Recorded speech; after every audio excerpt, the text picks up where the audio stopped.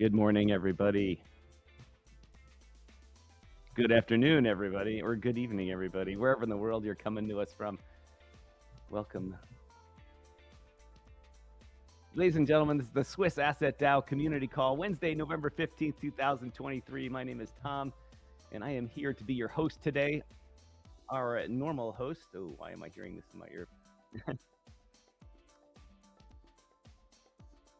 There we go. Got my echo out of my ear. Anyway, usually Anton is here leading this call for us and is the master of ceremonies, but today that will be me. And so I have recruited a good group of guys to talk today, and I'm going to bring them on one at a time here. But for everyone watching, whether you're watching on the live stream here or on the replay, please note, drop comments or questions in the section here, either live for the comments or in the other comments for the replays, and we'll get back to you on them. We'll either answer them live here on the show, or we will. I'll pay attention to the comments and answer them. Obviously, you can always reach any of us on LinkedIn. Everyone here, I believe, is operating under their real names, and then our Telegram, which you can find on SwissAssetDAO.org. You can find the link to our Telegram. Comment and reach any of us as well, along with the larger team that may join us today or may not join us today. But anyway, as usual, we have Michael Ray, one of the co-founders of SwissAssetDAO. Mike, how you doing today? Hi guys, thanks a lot. Hey Tom. Chris, we got Chris also here. Hold on, Michael. I'm going to get back to you. Chris, welcome. Chris, welcome to the show. Hi Tom. Hi Michael. Sergey, oh, I got Sergey right as he's drinking his coffee before he came on. Sergey, welcome everybody. And of course, always our prolific analyst, Jamie O'Malley, coming to us from the Netherlands. Welcome everybody. Welcome everybody to the discussion today and the SwissAssetDAO Community Call. Michael, what do you got going on? What's happening in the life of Michael right now with SwissAssetDAO? Well, I think we are cracking the background to get all things on the rails. I think it's really exciting to see. We cannot communicate all these things that happen, but we get a lot of inquiries to also from other potential clients as part of the more consulting type of business we would offer to help them achieve their goals, building these safe and secure, yet efficient bridges between the digital asset and the real world asset world. So exciting to see a couple of things in the works. I cannot really disclose yet. I keep it with suspense. But as and when things are signed and sealed, then we're happy going to have a good announcement here. So we keep cracking and building. Well, as many groups say when they're telling about what's going on behind the scenes, they have to deal with bringing on clients and letting people know that, hey, we're close to bringing on clients and getting our first one in the house. But you can't really talk about who they are, even though everyone wants to know. And so that's what is going on here. Michael is hopefully working with all the rest of the guys here to bring clients on, even though they may, as the inside joke is, they already know the people there. We'll go into that. But anyway, Mike, we'll come back and during a larger discussion with you. Chris, how's it going? Where are you coming to us today from? I'm in London, as always. That's good. Yeah. What's going on? Give us the I haven't been to London in a while. Give us the 30-second rundown on the crypto market in London. Is everyone still excited about it, or is the British government trying to put its thumb on it and tamp it down? Yeah, I guess, day and age, you probably can learn as much as I can from internet, being in London. Right. I don't necessarily see much going on in the street. It's raining, so... Every day it's raining in London. Yeah. I mean, it's just my personal feeling. I was quite active in the blockchain community before pre-COVID. I think it was more intense than now from kind of engineering point of view. Right. Now we've got the FCA, we've got regulatory guidelines and frameworks. That's the different thing. But my feeling is that from community point of view, it's a little bit slower than it used to be. I mean, it's still a good community, but I think a lot of things have moved to Dubai and Singapore and Hong Kong. It's still Right. going, but it's not like. What it used about the reception of DAOs in the UK? Is it a while ago they were talking about it a lot, but it hasn't seemed to get the traction it has in like the US or in other parts of the world. Do people talk about it there when you get together with them or in a UK based group?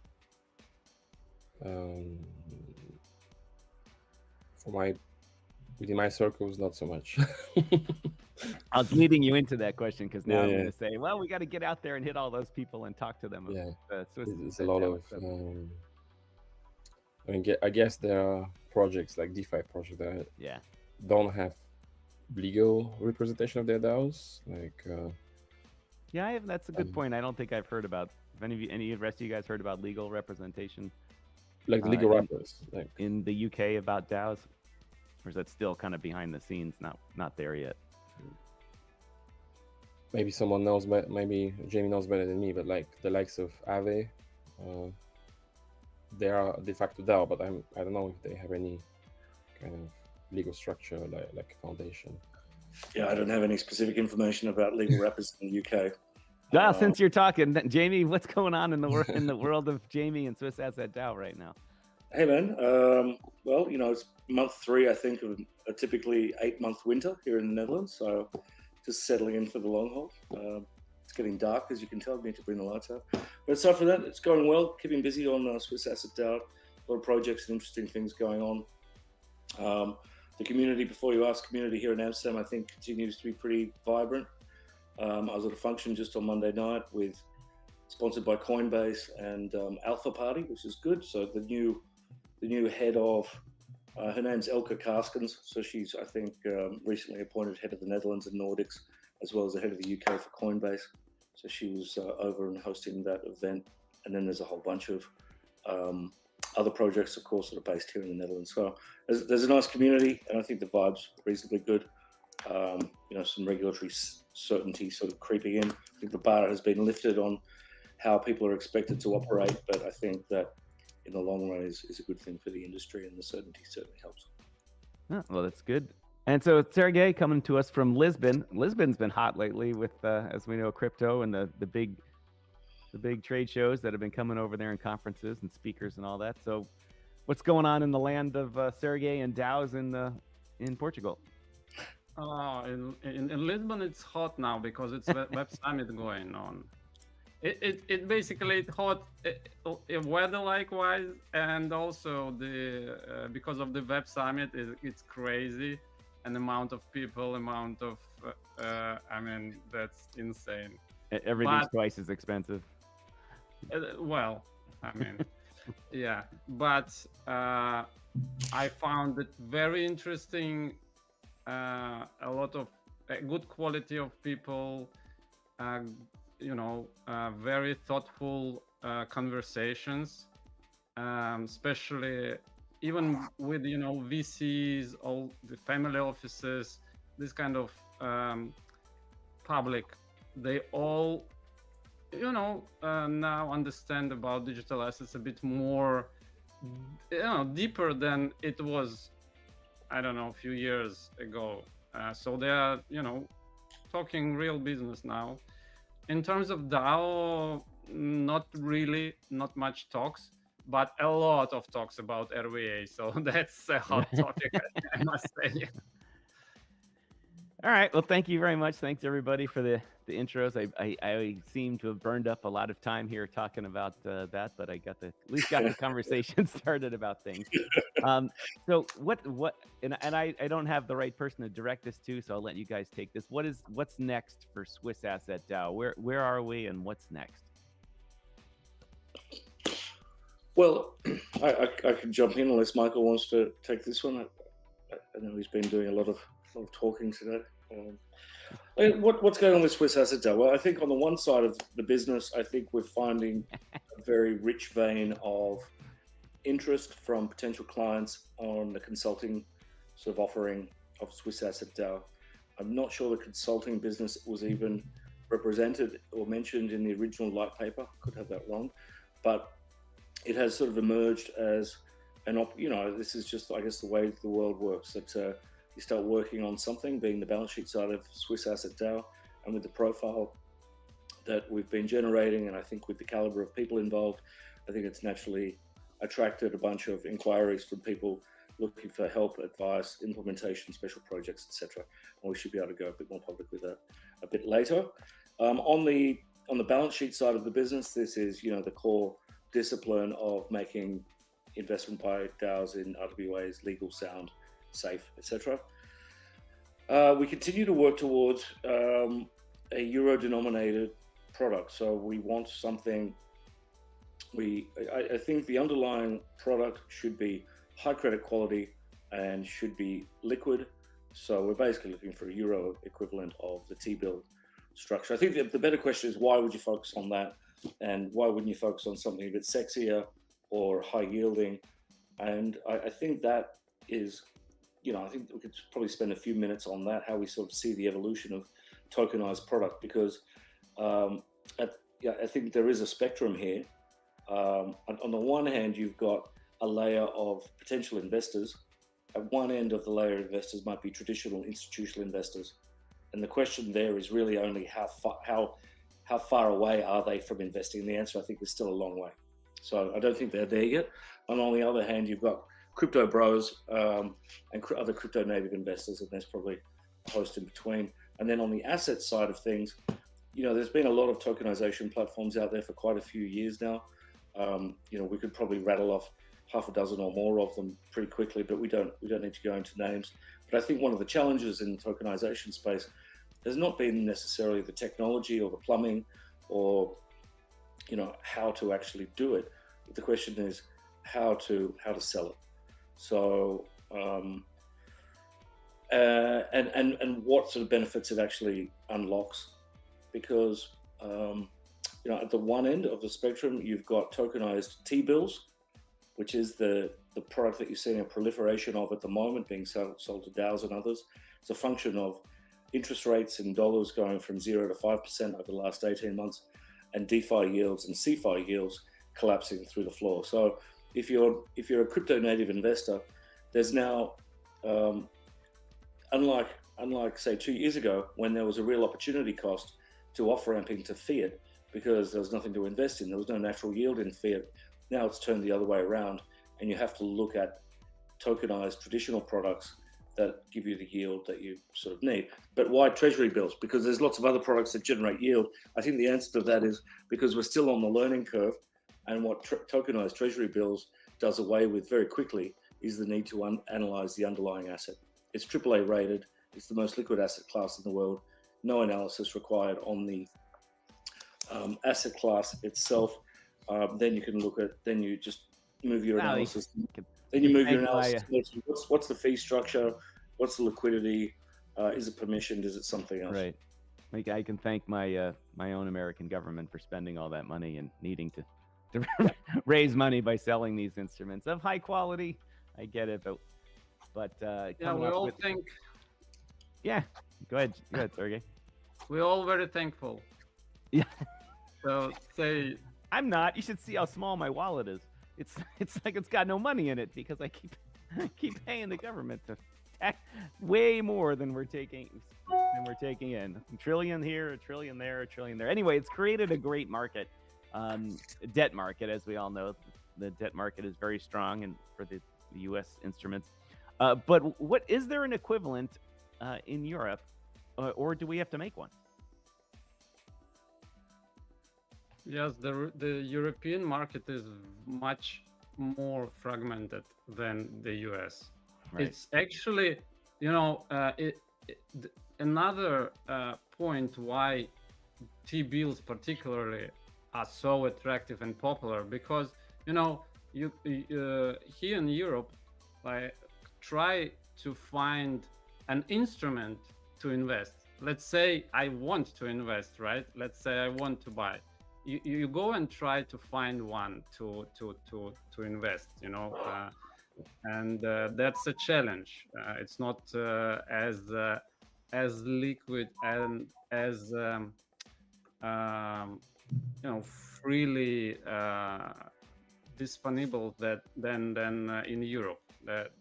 Right. That's a strong argument, actually. But I think a lot of DAOs have actually need of the euro-denominated yield, because, and stable coins, by the way, I'm surprised that the euro-denominated stable coins are so little fraction of the stable coins universe, because especially if you have a person staff and you pay them a salary in euro, you need always to convert. That's kind of a good thing, possibility for SwissAssetDAO to shine here. Yeah, But- maybe there's an opportunity. Yeah, another thing to the Jamie topic. So the T-bills and the money market funds is the most liquid and understandable. Another thing is that I think personally that when you tokenize things, right? So the easiest or the straightforward assets you can tokenize are those which generate yield, okay? Because you have a structure, you have an economic behind the tokenization, and this economic must work. If this underlying economic doesn't work, doesn't make sense, then it won't fly. That's why we see stable coins working, right, perfectly, because the perfect incentives to have a stable coin and earn a yield on underlying asset, right? Then you have like T-bills, which is very liquid, and the management is very easy, right? And then what Jamie said, this curve, I think it looks pretty much like this: yield and the management. So higher yield and easier management. And then when the management is harder and more active, let's say, because there are a lot of instruments yielding, but you need active management to do it. So then the risk rising, and so for people to invest is more difficult, and then that's basically. And that's why I'm surprised that this a lot of efforts out there on the market. For instance, in with the real estate, right? Come on, real estate is the least asset we could tokenize. Other than we can talk about things like REITs. The REITs, it's Right. kind of vehicles with the Seems to be something easy that could be tokenized. Yeah, they at least they are yield generative assets, so they could potentially make sense to tokenize these kind of properties which kind of generate yield. But when you are talking about, let's about living houses or whatever, the Jamie mentioned this the castle or the vine. Ridiculous. That's one fly. Well, I think one of the benefits of REITs is that it's generally a portfolio of underlying properties, right? So it sort of gives you, so you can take a more macro view on, the premium office market in a certain region or something, rather than having to take a view on a particular project. So once you sort of get a portfolio view, then it does lend itself a little bit more as an investable asset class. If you're just asking me to take a view on some property development project in Austria, I don't know if it's a good project. What tools do I have to do that? There are particular groups of investors out there, I assume, that specialize in that. And if I try and enter that market via tokenization or in any other format, I'm probably going to come out regretting it. May I add something about?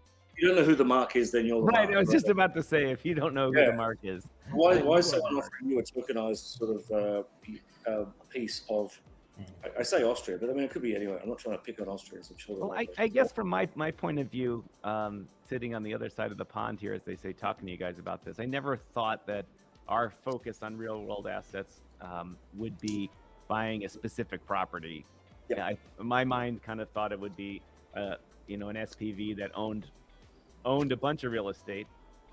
First of all, to spread the risk, and then that was tokenized, and so you weren't investing in a slum that may burn down next week in Nairobi or something. You're investing in an SPV that has a wealth of assets, or starts small and builds as we grow and that type of stuff. Yeah, exactly. And I think you're also always, I think you're always spot on that also. When we look at the organization, right, and there's been the next big thing for probably the last 7 years. We always look at it, or all these tokenizers have started it from the supply side, right? We think what would be interesting to be tokenized for whatever reasons, and then end up with the distribution problem that Jamie mentioned. Who's going to actually buy the token? So I think that's also the decision why from the beginning of pretty much setting up the SwissAssetDAO, we always focused on the demand side of what can we provide that there's an actual demand. So almost reverse inquiry type tokenization, and we built a bridge to order on demand such that it's safe and sound and efficient, where we also want to offer and aspire to have frictional costs close to zero, but purely we see and test what the real clients actually want to buy, and then offer that as a service. Otherwise we go around and end up with the same problem like most tokenizers do. Right. I think it's the same as say mutual funds or ETFs, right? It's nothing new under the sun, right? So the tokenization is kind of the similar, right? But it's just you have a token, which is just using a blockchain technology for this instrument, but underlying instrument is kind of similar. So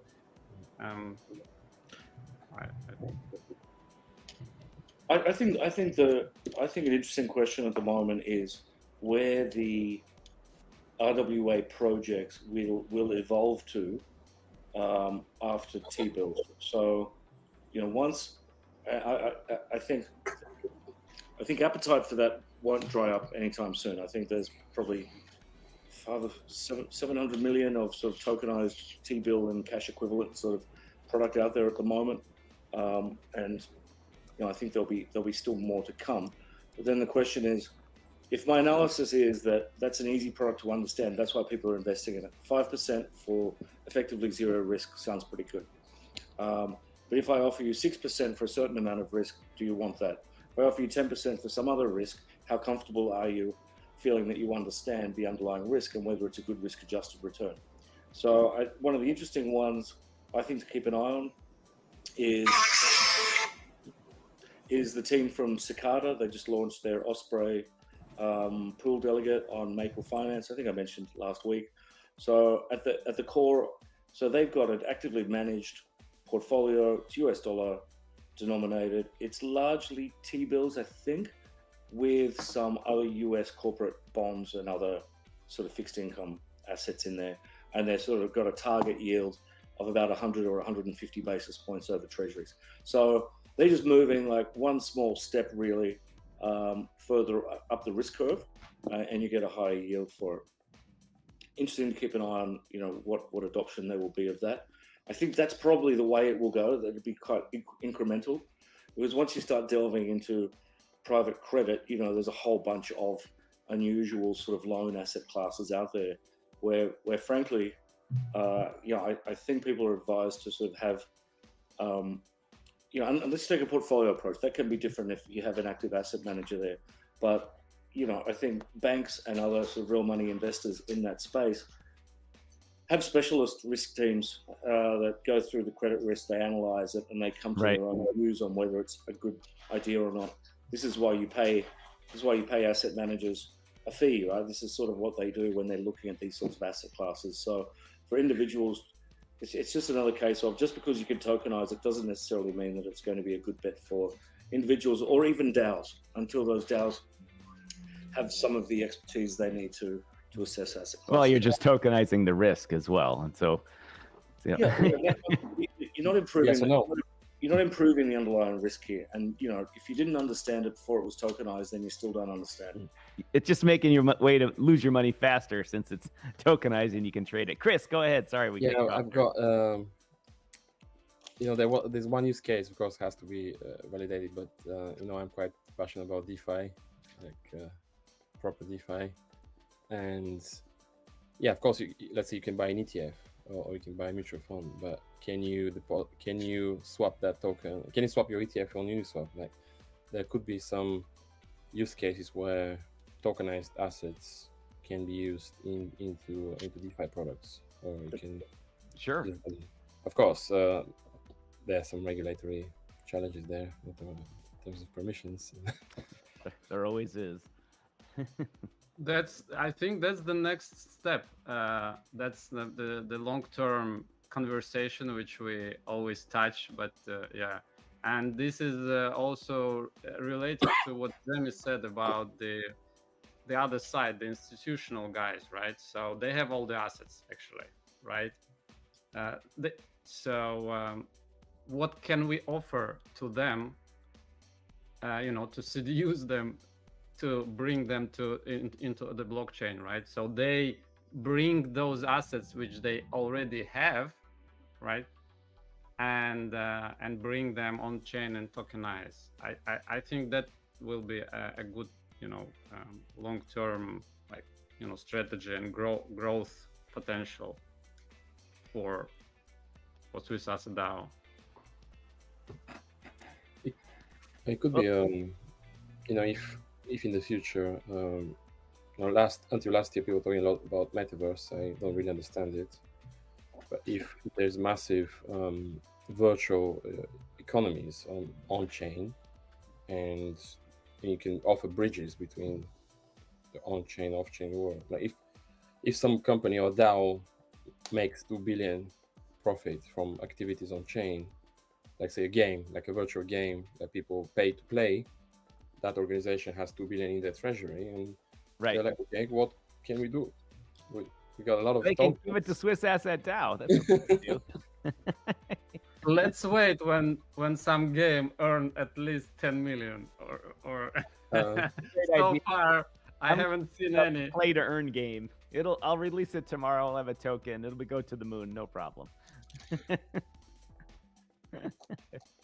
I was talking to someone recently about that, and they're like, "Oh, we're gonna start a game," and I said, "Do you know how much money Epic Games and those guys spend developing a proper game?" And I'm like, "You're just not gonna raise money from a token sale to build a game. I mean, you can, anyone can go and use Unreal Engine and make You a couple of can, cool but scenes. it but- won't be Call of Duty or Right. I don't know. It'll be But the five of us game- shooting each other, right? Yeah, you can shoot you guys. Like ducks." No, I've had problems with those play to earn games for a while because that takes so much. Like Chris, you mentioned the metaverse. I mean, think of what Zuckerberg spent. He spent $10 billion and didn't even come up with a decent metaverse. And so, Yeah, it was No, actually, you know what? He did. His philosophy for the metaverse is a bit different. Have you seen this video where what they are doing? They make a 3D model of yourself, okay, and then when you talk like we are talking, but it's not the video streaming, but this 3D model. right. Okay, and this is awesome. It's just crazy. And so what they are talking is like, this our meeting here. This is a metaverse. It's not some kind of necessarily did like 3D game or the universe world, right. program. Yes, the world, that's kind is already a metaverse, and then how we could be together in a more natural way. That's what they are doing. Very interesting stuff. Just go and watch few YouTube videos with the demo. It's Well, crazy. for sure, my online presence, I'm gonna have more hair, bigger shoulders, and a smaller waist. So I mean, it's No problem. guarantee. I Whatever mean, you like. these crow's feet, they're gone. But that's like that Yeah. movie. We're getting off topic here. We could probably talk for hours about all the different things we run into. But we're running towards the end of our time here. Michael, you posted a comment about a call for participants in projects. Can you expand on that? Sure. I mentioned we, as part of this consulting business stream, we now really embark on a few interesting projects, which I cannot disclose so much, but of course, we eventually also need to deliver those with the manpower that we have and all the skill sets within the members, among the members. And with that, I'm keen to know from community, so there's a bit of an outreach here, who has interest and capacity to collaborate and deliver some of those projects. And I think we're gonna need skills across all the different aspects to deliver end-to-end solutions. So from tech to legal, even marketing, everything. So please, if you have time, if you have interest to work on some really exciting RWA type of cases, contact us directly, and we'll take it from there. We don't have yet that vision deployed where we have almost like a marketplace for projects where you can sign up and kind of nicely organized I don't know, administration around all these projects. We need to start somewhere, but let's do it manually first. Well, if we have so many coming in that we need a database and a website to keep track of them, then I'll say that's a good problem to have. That's a good problem to have. Right. Exactly. Like to have those problems. Yeah. All right. Anyone else before we go here got anything to contribute about SwissAssetDAO or their general life going on in their world? No, thanks for hosting, Tom. You're welcome. Did it a little differently than Anton, but Anton's got all that stuff in his head about what's going on with it, and I'm more on I can direct the show well. Got us to talk about everything from building the community here. If you're someone out there watching this and you have a particular skill, if you're a man with a particular skill, then you can. That was a bad quote to a movie. But then you can help us. Come join us. Our membership is open, and we'd like more people to come join our SwissAssetDAO. As I said, find us at SwissAssetDAO.org. Links to our Telegram are there, and you can come and ask anybody anything about what's going on here, and meet everybody, and ask us the hard questions like how are we going to generate a yield for all their stablecoin funds that they need to figure out what to do with. And with that's kind of all we got today. Mike, thank you. Chris, thank you very much. Jamie, as always, and Sergey, thanks for bringing it to us from Lisbon, where the whole crypto world seems to be right now, overrunning your small town there. Thanks, Tom. Thanks, guys. Everyone. Bye now. All right, everybody. Thanks. Today was, since I was hosting it, it was as I say, it's a DYOR Media show, and it was produced by DYOR Media. That's me. So I'm going to go out with our ending on that. Have a good day, everybody.